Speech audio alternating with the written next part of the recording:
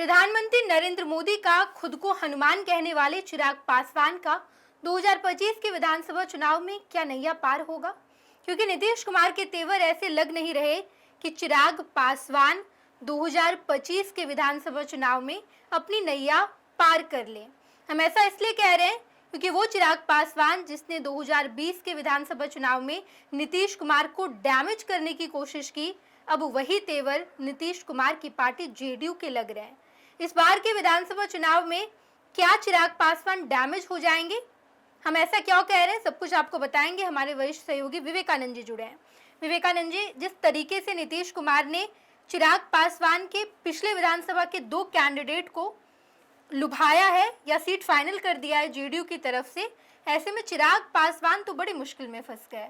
बिल्कुल, और यह मुश्किल या ये बेचैनी दिख रही है चिराग पासवान की पार्टी में। चिराग पासवान तो हाल फिलहाल में उन्होंने कुछ नहीं कहा है, लेकिन उनके जो बिहार प्रभारी हैं, जो उनके बहनोई हैं, वे लगातार सवाल खड़े कर रहे हैं एनडीए पर कहीं ना कहीं। और यह सवाल इसलिए खड़े हो रहे हैं क्योंकि लोजपा रामविलास को लगता है कि इस बार जेडीयू बकसने वाली नहीं है। जेडीयू 2020 का बदला लेगी। यही वजह है कि जो जमुई से सांसद हैं, बिहार लोजपा रामविलास के जो प्रभारी हैं, वे बार बार इस बात को कर रहे हैं कि उन्हें अकेला लड़ने की, मतलब 2020 में वे अकेला लड़ चुके हैं, आगे भी अगर ऐसा हुआ जरूरत पड़ी तो हम अकेले लड़ेंगे। यह इसलिए कह रहे हैं क्योंकि इन लोगों को लगता है कि नीतीश कुमार इस बार वह गलती दोहराने वाले नहीं है।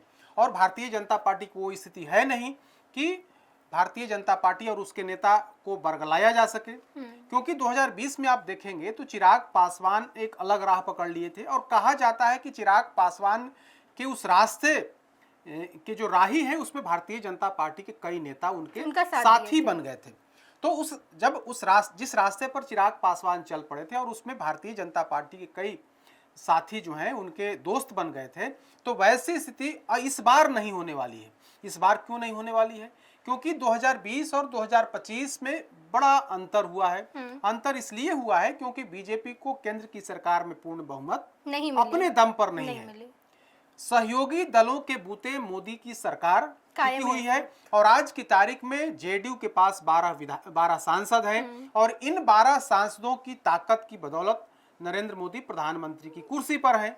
तो 2020 में पूर्ण बहुमत के साथ बीजेपी की सरकार थी, इस बार जेडीयू के समर्थन से मोदी की सरकार है। तो 2020 और 2025 में यह सबसे बड़ा फर्क है। लेकिन क्या 2020 में क्या हुआ था? 2020 में हुआ था कि चिराग पासवान अपने दम पर चुनाव लड़े थे, और उन्होंने खास तौर पर खुद को मोदी का हनुमान बताते फिर रहे थे। मोदी की कई जगहों पर तस्वीर लगाते फिर रहे थे, और मोदी का हनुमान बताते वे जेडीयू के उम्मीदवारों को हराने की पूरी तैयारी की थी। तैयारी ऐसी की थी कि जेडीयू ने जितने जगहों पर अपने उम्मीदवार उतारे 115 सीट पर, उन जगहों पर प्रत्याशी हर हाल में दिया। हालांकि बीजेपी के भी कई विधायकों, कई कैंडिडेट के खिलाफ उन्होंने प्रत्याशी दिया 6 या 7।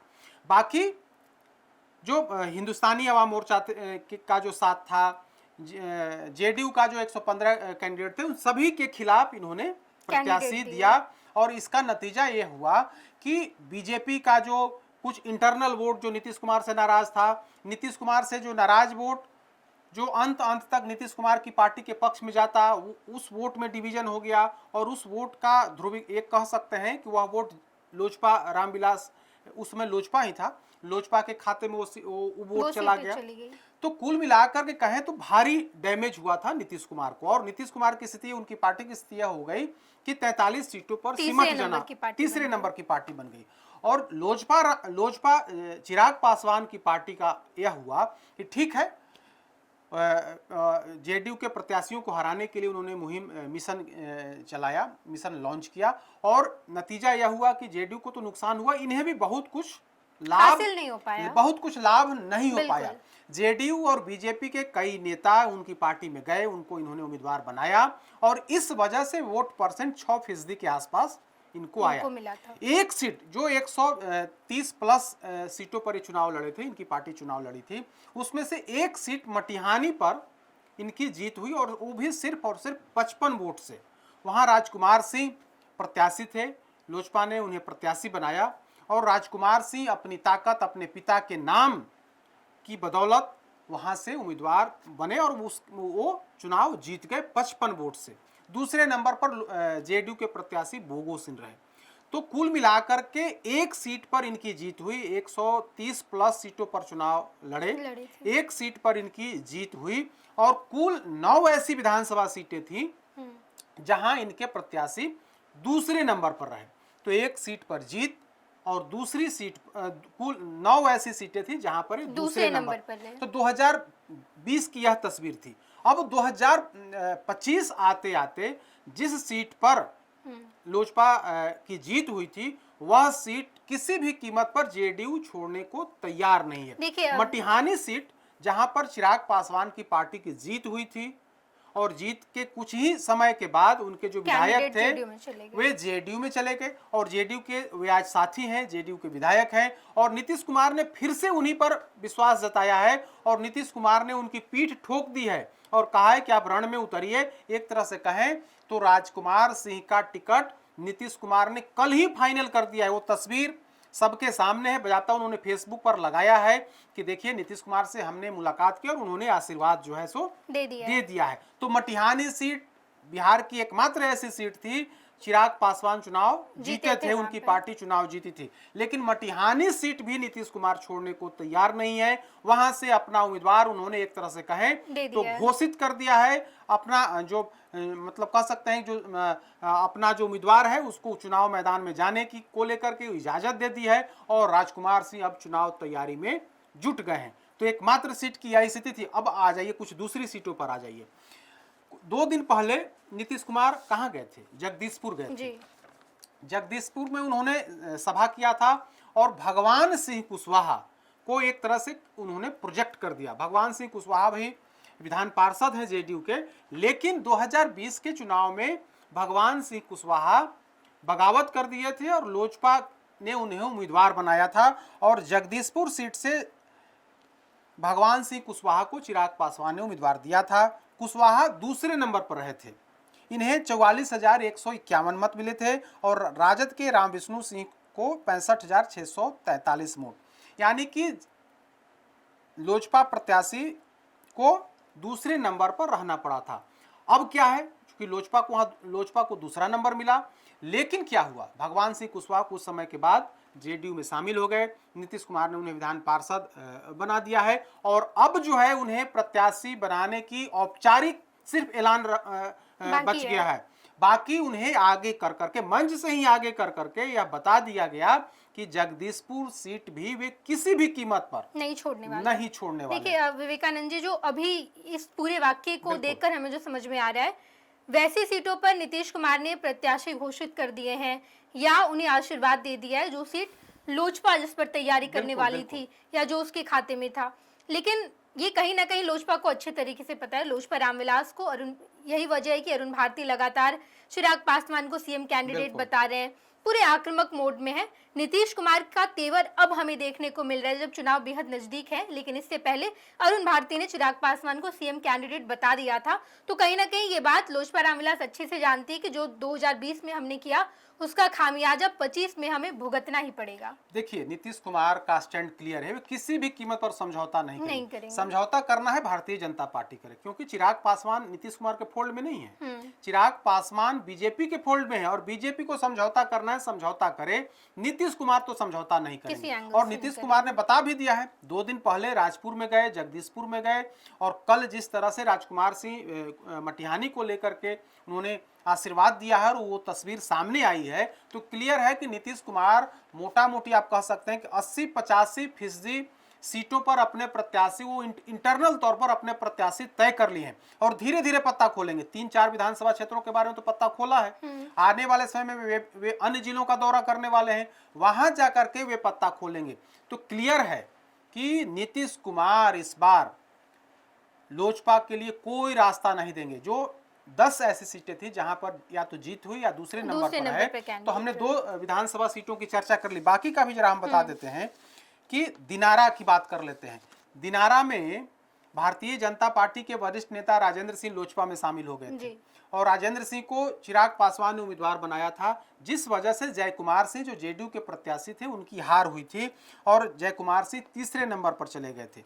राजेंद्र सिंह अब लोजपा में नहीं है, वे कहाँ हैं? वे भारतीय जनता पार्टी में वापस आ गए हैं। तो अब वह सीट किसी भी कीमत पर, ठीक है यार लोजपा वहां दूसरे नंबर पर आई, लेकिन प्रत्याशी तो है ही नहीं, प्रत्याशी तो बीजेपी में चला गया। तो वैसी स्थिति में नीतीश कुमार किसी भी कीमत पर वो सीट नहीं छोड़ेंगे, क्योंकि जय कुमार सिंह वहां से लड़ते रहे हैं, जेडीयू लड़ते रही है और वहां से उनके उम्मीदवार जीतते रहे। तो दिनारा सीट एकदम क्लियर है कि चिराग पासवान को मिलना नहीं है, जबकि चिराग पासवान की पार्टी उस जगह पर दूसरे नंबर पर रही थी। तो दिनारा की बात कर लेते हैं। हरनौत में भी वही स्थिति है, हरनौत तो मिलना नहीं है, वहां पर तो जेडीयू के प्रत्याशी ही चुनाव जीते थे, तो वह तो मिलना नहीं है, दूसरे नंबर पर उनके प्रत्याशी थे। जगदीशपुर की हमने चर्चा कर ही ली। कदवा सीट की बात कर लेते हैं। कदवा में लोजपा ने भाजपा के बागी डॉक्टर चंद्रभूषण ठाकुर को मैदान में उतारा था। कांग्रेस के शकील अहमद थे, जेडीयू उम्मीदवार सूरज प्रकाश तीसरे नंबर पर चले गए थे। तो इस सीट पर अभी कंफर्म नहीं है, लेकिन क्या होता है। कस्बा की ओबरा की बात कर लेते हैं। ओबरा सीट औरंगाबाद में है। ओबरा सीट पर लोजपा नेता प्रकाश चंद्रा दूसरे नंबर पर रहे थे। इस सीट पर राजद के ऋषि कुमार ने प्रकाश चंद्रा को 22,000 से अधिक मतों से हराया था। जेडीयू उम्मीदवार सुनील कुमार 25,000 मत पाकर के तीसरे नंबर पर। तो इन सीटों पर जिच कायम है। जेडीयू भी अपनी दावेदारी कर रही है, लोजपा भी अपनी दावेदारी है, लेकिन कई ऐसी सीटें हैं जहां अभी पेंच फंसा हुआ है। उसमें से कदवा, कस्बा, ओबरा इस तरह की सीटें हैं जहां पर जेडीयू की भी दावेदारी है और लोजपा की भी दावेदारी। अब देखना होगा क्या कुछ होता है। रघुनाथपुर रुपौली की बात कर लेते हैं। रुपौली इस बार किसी भी कीमत पर जेडीयू छोड़ने वाली नहीं है। वो जेडीयू की सीट रही है। लोजपा वहां से दूसरे नंबर पर रही, शंकर सिंह दूसरे नंबर पर थे। अब शंकर सिंह जेडीयू में निर्दलीय हैं, लेकिन जेडीयू के साथ हैं। अब बीमा भारती आरजेडी से हैं और वह सीट इनको मिलना नहीं है। मटिहानी के बारे में हमने चर्चा कर ही ली। ब्रह्मपुर सीट की चर्चा कर लेते हैं। राजद प्रत्याशी शंभू यादव को 90,000 से अधिक मत मिले थे। लोजपा प्रत्याशी हुलास पांडे थे। हुलास पांडे चिराग पासवान के बेहद करीबी हैं। 2020 में ये दूसरे नंबर पर रहे थे, जिन्हें 39,000 मत मिले थे। और वीआईपी के जयराज कुमार को 30,000 से अधिक मत मिले थे।